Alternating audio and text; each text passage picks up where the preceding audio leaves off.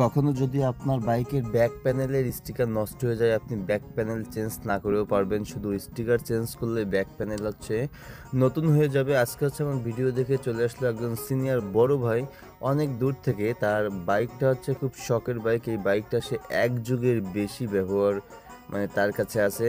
বাইকের ব্যাক প্যানেলের স্টিকার নষ্ট হয়ে যাওয়ার কারণে সে ব্যাক প্যানেলের এক সেট স্টিকার নিয়ে চলে আসে আমার কাছে। আমি প্রথম স্টিকারটা এখান থেকে তুলে তারপর এখানে যে আঠা লেগে থাকে, আঠাটা পলিশের মাধ্যমে ওঠানো লাগে, কেননা কোনো প্রকার লিকুইড ব্যবহার করলে ওঠে না।